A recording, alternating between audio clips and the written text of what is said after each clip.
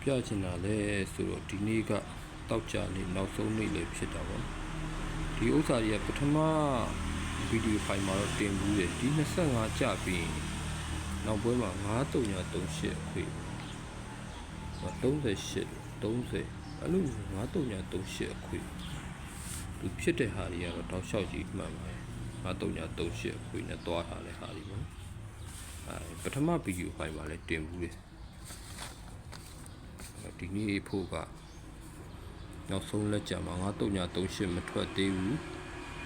မထွက်သေးတဲ့အတွက်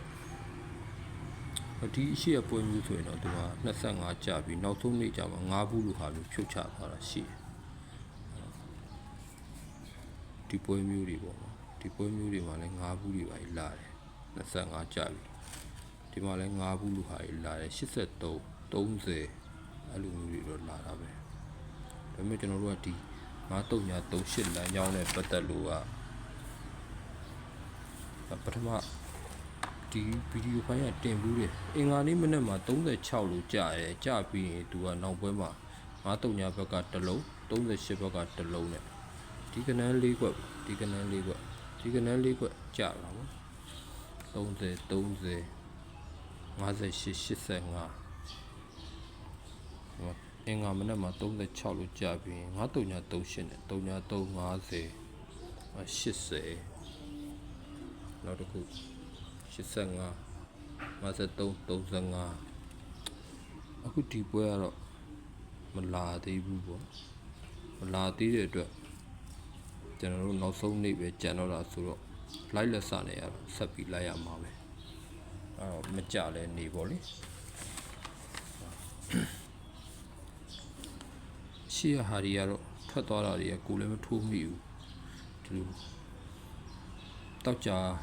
နေမှာမနေ့ဘရိတ်ညဘရိတ်ပါဝါဖြစ်ရင်ဒီ4139 4139ဆိုတဲ့အခွေမျိုးပေါ့အဲ့ဒါမျိုးကျွန်တော်မလိုက်မိဘူးပေါ့ပြီးခဲ့တဲ့အရှိလတော့လည်းဖြစ်သွားတာရှိတယ်ဘရိတ်8ဘရိတ်3ဒီ4လုံးအခွေနဲ့ခွန်1နဲ့အခွေနဲ့11လို့21လို့ဟာတွေပေါ့အဲ့ဒါတွေမနေ့ရဟာတွေမလိုက်မိပြီးလို့ရှိရင်ဒီကနန်း4လုံးစီနီယံရေးတယ်2 3 4 5အင်္ဂါပို့တခုကနန်း4လုံးစီနီယံရေးပြီးသူ့ဆောင်ကဘရိတ်4နောက်ပွဲမှာဘရိတ်4အနေနဲ့86ပြန်ချမနေ့က3 4 5 6ကနန်း4လုံးအင်္ဂါပို့တခုမနေ့ဘက်မှာရေးလိုက်တဲ့အတွက်သူ့ဆောင်မှာရှိတဲ့ဘရိတ်1လို့ပြန်ချကျွန်တော်29ချပြီးတဲ့အတွက်ပြီးသွားပြီလို့ထင်တာပေါ့နော်ဒါပေမဲ့ तू ကတဲ့ပဲလာဖြုတ်ချအဲ့ဒီဖြစ်စဉ်နေတယ်ကိုကမထိုးမိဘူးပေါ့အင်္ဂါပုတ်တခုမနေ့၄လုံးစီနီယံဖြစ်ချင်းကြောင့်သူ့ဆောင်းမှာရှိတဲ့ break 14ဖြစ်တဲ့59နောက်ပွဲမှာ59လို့တဲဖြုတ်ချ2 3 4 5အင်္ဂါပုတ်တခုမနေ့ပိုင်းမှာကနန်း၄လုံးစီနီယံရေးလိုက်တယ်ရေးပြီးတဲ့အတွက်နဲ့သူ့ဆောင်းမှာရှိတဲ့83break 10လို့ဖြုတ်ချ50အဲ့ဒီဟာကြီးကကိုလည်းမထိုးမိထင်နေတာ4-3ညလို့ထင်နေ10လို့တော့မထင်ဘူးပေါ့ဒီမှာ1 2 3 4အဲ့တော့ကနန်း၄လုံးစီနေရေးပြီးသူ့ဆောင်းမှာရှိတဲ့ break